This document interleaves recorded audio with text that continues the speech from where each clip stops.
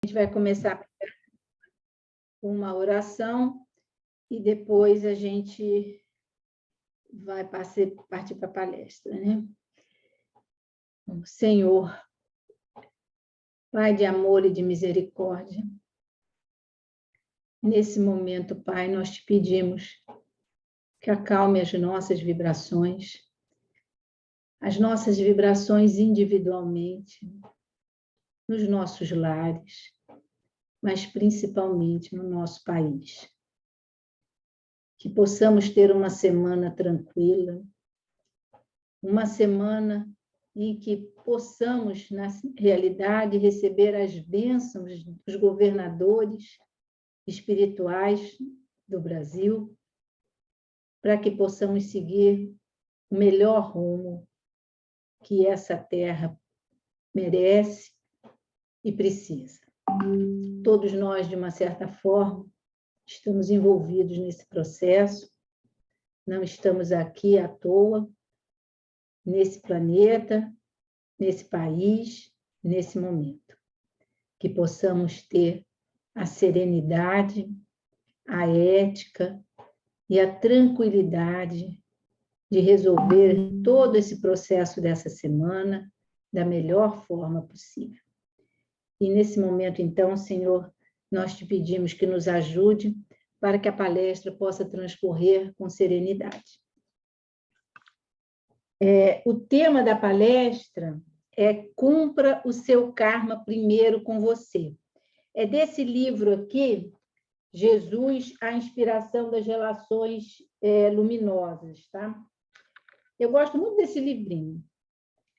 Muitas vezes a gente fala em karma e a gente sempre associa a ideia a sofrimento, né? Que karma é uma coisa meio punitiva, meio sofredora, e, na realidade, os sofrimentos da nossa vida são muitos, né? São muito variados, e muitas vezes até a forma de nós expressarmos os nossos sofrimentos varia de uma pessoa para outra, porque o somatório das experiências, das vivências de cada um, não só nessa encarnação, mas nas encarnações que sucederam, também vão influenciar na forma como nós encaramos e como sentimos tudo isso, né? Uma outra coisa do nosso sofrimento que também faz com que eles sejam diferenciados é o reflexo desses fatos, dessas circunstâncias desagradáveis da nossa vida, como eles refletem nas minhas emoções, né? Como nós visualizamos a nossa participação e as consequências dessas situações desagradáveis no nosso momento reencarnatório, né?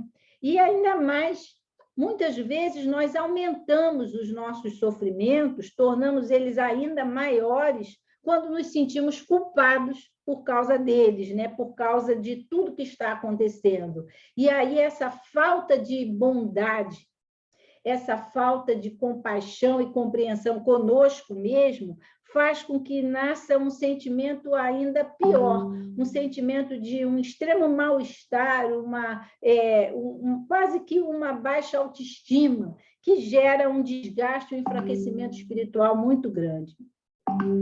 Por não saber, eu vou desligar aqui meu celular, espera aí, gente, porque senão o pessoal não para de mandar mensagem, apesar de que está... Deixa, pronto.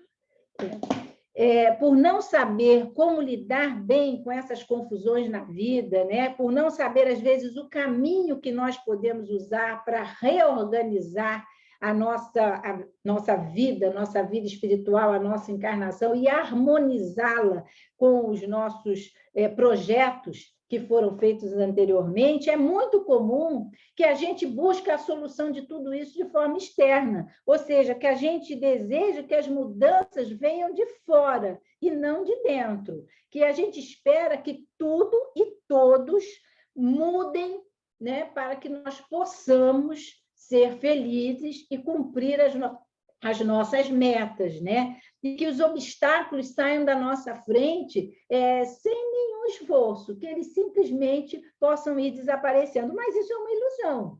Claro que é uma ilusão, né? A gente não pode pensar nisso. E nessa confusão de sofrimento e karma, a gente às vezes acha que no nosso grupo familiar ou no grupo em que nós viemos inseridos, seja no grupo de amigos, de trabalho ou de família, que é a ideia de transformar, modificar alguém que a gente ama é o nosso karma, o que é uma ilusão, né? Nós não temos o poder de transformar o outro, nós temos o poder sobre nós, mas não sobre o outro, né? E ao invés de fazer uma mudança, a gente quer que o outro mude para que haja uma boa adaptação, ou porque o outro não é feliz com a vida que ele leva, a gente acha que a gente é responsável por aquilo e quer assumir a cruz do outro, como se essa cruz fosse o nosso karma,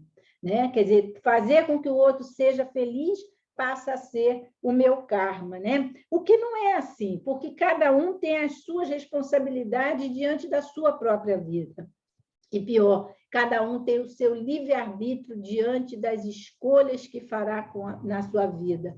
E esse livre-arbítrio e essas escolhas são pautadas nas experiências anteriores, na maturidade espiritual de cada um, né? Na forma como cada um vem encarando essa nova encarnação, na disposição de vir nessa nova encarnação, com que projetos, com que propósitos e qual a bagagem espiritual que cada um tem. Então, eu tentar assumir a vida do outro para que o outro faça da melhor forma que eu acho que ele deve fazer, isso não vai dar certo nunca. Mas a gente vê isso com frequência, né?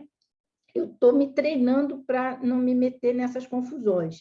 E aí a gente passa a achar que tudo isso é nosso karma, né? É nossa responsabilidade, né? O que é uma ilusão. Então, a ideia do karma passou a ser aquele resgate de dívidas com o outro, né?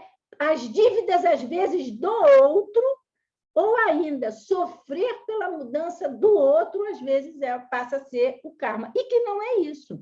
Chega a ser, até ser uma ideia inconsequente pensar que nós podemos fazer isso, né? Nós até podemos ajudar o outro a encontrar caminhos, mas nunca que a felicidade dele vai estar pautada nas minhas atitudes ou que a minha vida e o meu processo evolutivo está pautado única e exclusivamente nas atitudes dele. Não é assim, né? Mas será que é isso que é o karma? Será que karma é sofrimento? Né? A minha evolução espiritual, a minha paz, a minha felicidade dependem do outro? Né? Depende que o outro crie um caminho propício para que esteja de acordo com o meu projeto espiritual de vida? É isso que é o karma? Não é, gente. Que o outro é que tem que gerar o meu desenvolvimento ou as condições propícias para o meu desenvolvimento espiritual? Não, sou eu que tenho que buscar as condições propícias para o meu desenvolvimento espiritual, que é a responsabilidade do outro pelos desafios que eu aceitei viver nessa encarnação? Não. O outro é parceiro dos meus desafios. Aí sim, mas o outro não é o protagonista principal das mudanças da minha vida. Ele pode ter aceito ser parceiro em N condições, como grupo familiar, como dentro de grupo de trabalho, entre amigos, tudo bem, mas ele não é o protagonista principal da minha vida. E é isso que a gente tem que colocar na cabeça, porque muitas vezes a gente coloca a nossa felicidade nesta vida, o que seria uma coisa de curto prazo, que já é um erro, mas o pior é que a gente coloca a responsabilidade da nossa evolução espiritual, da nossa felicidade espiritual, da nossa paz interior, exclusivamente na mão do outro.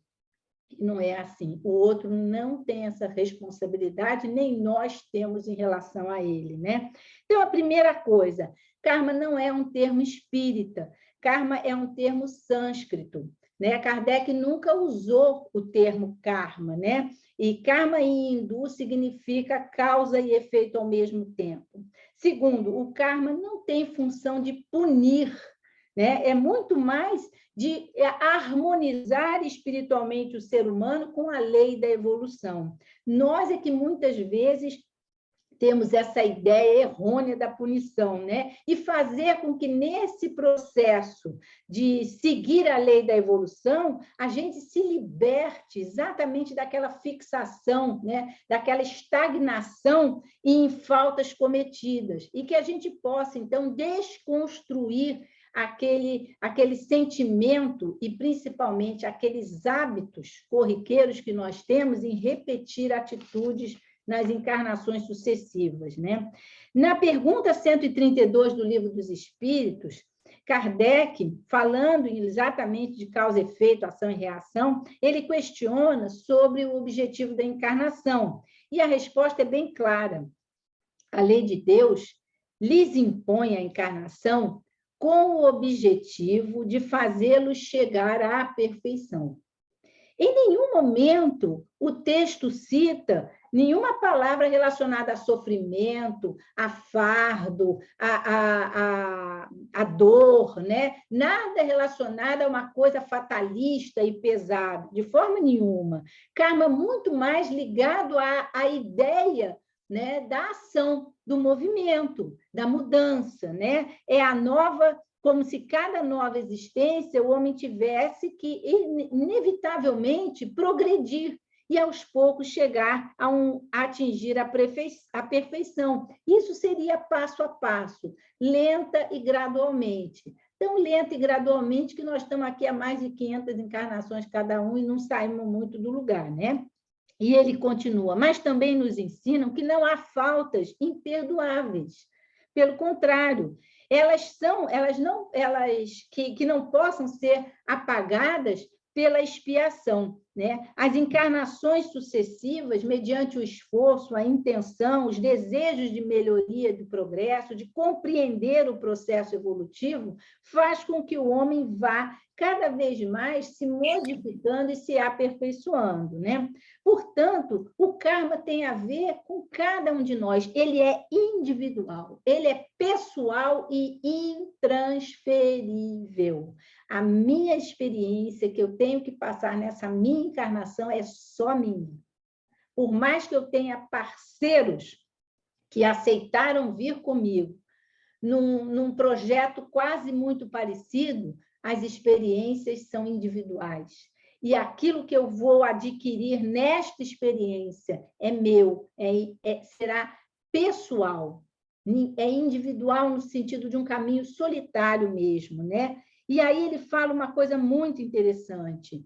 Descubra o que você tem a aprender com quem passa pela sua vida. Ou seja, eu não tenho que mudar o outro. Eu tenho que saber e aprender o que o outro tem a me ensinar naquela relação difícil, naquele convívio mais áspero, né? Naquele convívio cheio de arestas que a gente, às vezes, não consegue passar tão bem, né? Porque ninguém é responsável pelo seu processo de evolução. O que muitas vezes nós fazemos é transferir essa responsabilidade do karma nos dois sentidos, né? Aquilo que a gente disse antes. Ou eu acho que o outro é responsável pela minha felicidade, pela minha evolução espiritual, ou eu acho que eu sou responsável pela evolução e pela felicidade do outro. E aí vem aquelas famosas frases: eu vim nessa encarnação para salvar meu filho. Eu estou aqui para mudar a cabeça do fulano, né? Minha missão é reencaminhar esse elo afetivo difícil que eu estou levando. Meu planejamento é passar por essa dor ao lado desta criatura. Não, talvez seja exatamente algumas formas de entender os processos diferentes. O meu planejamento é aprender como eu vou conviver com esta criatura, né? Talvez a minha missão não é reencaminhar um elo afetivo difícil, mas talvez a minha missão seja exatamente tentar compreender, conviver de uma forma saudável e salutar com um afeto difícil. Talvez eu não venha aqui como missão salvar um filho, mas eu venho aqui dar o apoio, estar junto, dar o carinho para que ele tenha as condições de fazer boas escolhas, ter bons exemplos, né? E aí, quando você aprende a entender a não se distrair de qual é o foco do seu processo, né? Onde está o foco da sua mudança, do seu karma, entre aspas, né? Você se acolhe e entende que os erros, que as dificuldades fazem parte de um aprendizado. E compreender isso e ter compaixão e bondade consigo mesmo ajuda a visualizar todo um processo que às vezes é muito difícil de relacionamentos, de convívio, vidas muito difíceis em situações às vezes que nós consideramos ásperas, né? Que podem de repente serem visualizadas de uma outra forma, né? E isso alivia um pouco o sofrimento. Uma coisa que ele diz, né, que muda essa energia quando você começa a ter esse seu olhar de bondade consigo mesmo e com seu processo de evolução. Lembrando lembrando sempre, né, que o outro não vai desconstruir o meu passado. O meu passado e as minhas experiências são pessoais. Nem eu mesmo vou desconstruí-los. Eu vou modificá-los. Eu vou transformá-los. Isso sim, desconstruir aquilo que passou, não. Foi uma experiência, está ali. Ele vai me servir de aprendizado para que eu faça um novo, ressignifique, né? Uma palavra tão moderna que todo mundo usa agora, que eu passe a ressignificar tudo aquilo que foram meus sentimentos, minhas emoções, meus erros passados, que vão ser agora aprendizado. Isso é responsabilidade pessoal, de ninguém mais. Então, eu tenho que ter na mão as ferramentas, né? Tenho que ter a paciência de entender que esse processo é lento, que dependendo do meu nível evolutivo eu vou ter mais dificuldades, mas que eu tenho que ir passo a passo num processo de reconstruir minha paz espiritual, né? E assim, que ele coloca, se o karma não é o outro, eu preciso compreender que eu aprender o que esse outro que eu quero transformar, ou que eu quero que traga a minha felicidade, o que esse outro me ensina. Talvez me ensine até que é a hora de eu desprendê-lo. Talvez me ensine até que talvez seja a hora de eu respeitá-lo. Talvez me ensine até que existe um limite de ajuda entre eu e ele. Se ele não quiser se modificar, eu nada poderei fazer. Eu posso ser um apoio, mas eu jamais posso ser aquele que vai pegar a enxada da mão dele para construir o caminho dele. Não vou. Pelo contrário, eu vou sair do meu caminho, eu vou me distrair do meu objetivo, do meu karma, do meu processo evolutivo, das minhas leis de ação e reação, e vou acabar me envolvendo, carregando uma cruz que não é minha. E aí ele fala uma coisa muito interessante: não existem relacionamentos sem funções educativas. Todos os relacionamentos têm algo a nos ensinar. Todos os relacionamentos, bons ou ruins, abusivos ou não, afetivos ou não, têm algo a nos ensinar. Até aqueles extremamente melosos de afeto precisam também entender que, às vezes, o amor excessivo também sufoca e não dá limites, né? Precisa, às vezes, dar limites. Todas as relações têm funções educativas, né? Você não consegue, às vezes, mudar quem não quer mudar. Isso também é importante a gente entender, que a gente tem que respeitar o outro. Diante da minha mudança, diante da minha transformação, diante da minha paz, pode ser que o outro até me use como exemplo e siga, né? Mas tentar colocar de uma forma impositiva, sem que eu mesma faça a minha mudança, não vou chegar a lugar nenhum com isso. Tem muita gente que coloca uma frase que diz o seguinte, que certos relacionamentos, que eu carrego o peso de certas relações, né? Que certas relações, como é que ele diz assim? Essa relação está acabando comigo, né? E certamente essas pessoas têm que pensar, e esse período eu pensei bastante nisso, né? Como às vezes a gente se envolve até com pessoas que a gente não tem tanto convívio, e a gente acaba vendo como aquilo é um peso que não tem sentido, né? que não tem proporção. E aí ele fala de uma maneira, nesse livro do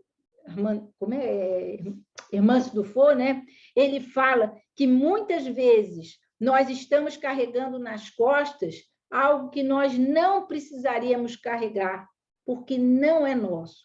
É aquela cruz que não é minha.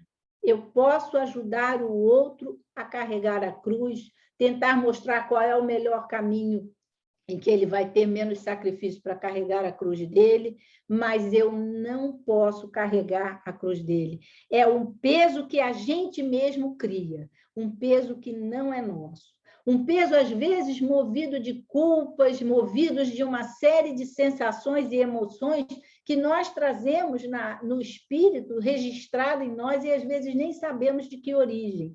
Então, quando a gente diz que uma relação está acabando comigo, a gente tem que parar e refletir. O que eu estou fazendo? Uma relação afetiva e amorosa, ela não pode trazer uma sensação de que está acabando com um dos participantes dessa relação. Muito pelo contrário, não tem sentido isso, né? Uma relação afetiva e amorosa, ela nos preenche. Ela não pode ser sufocante. Esse peso não está de acordo, então a gente tem que repensar. Boa parcela dessa dor, na realidade, é voluntária, onde você mesmo está buscando essa dor, né? É a falta da habilidade da gente adotar comportamentos saudáveis nas nossas relações. E aí ele usa uma frase que eu adorei: nós temos que educar nossos relacionamentos. Gente, nunca pensei nisso. Mas é verdade, a gente tem que educar os relacionamentos. As pessoas têm que ter limites. Nós temos que ter limites em relação às pessoas. Até para amar, a gente tem que ter limites, respeitar o outro, né? Entender qual é o caminho de cada um, entender as opções de cada um. Tudo isso é muito difícil. E educar relacionamentos é a forma mais sadia de convivermos e de aprender o que cada relação pode me trazer de útil no meu processo evolutivo. Eu não estou ali à toa, eu não estou no meio dessas pessoas à toa, eu não estou nesse grupo familiar à toa. Eu vim para aprender algo com essas pessoas. Eu não vim com o poder de modificá-las. Eu não vim com a missão, porque não sou missionário, de salvar todo mundo. Se eu salvar a mim, já estou dando graças a Deus, que às vezes nem isso a gente consegue, né? Mas é o que eu vim aprender. Eu estou nesse grupo por quê? Nós estamos juntos todos e nos conhecemos, o que cada um aprende com cada um, né? Isso tem um significado que a gente tem que aprender a ler na vida, no dia a dia. O que cada um que passa pela minha vida me traz de informação e de aprendizado. Todos os relacionamentos têm fins educativos. Muito interessante essa frase, né? E aí, ele diz: construa relações de paz, que as suas relações sejam de paz, porque aí elas serão portas de entrada para tudo aquilo que a tua vida reserva ao seu karma, ao seu processo de evolução, aquilo que você precisou renascer para aprender. Então, só na base de relações de paz é que aquilo que eu preciso aprender, essas portas vão se abrir para que eu tenha as condições emocionais de poder dar o meu processo evolutivo, porque foi para isso que eu renasci. Eu renasci para aprender. E a gente, às vezes, acha que a gente renasceu para sofrer.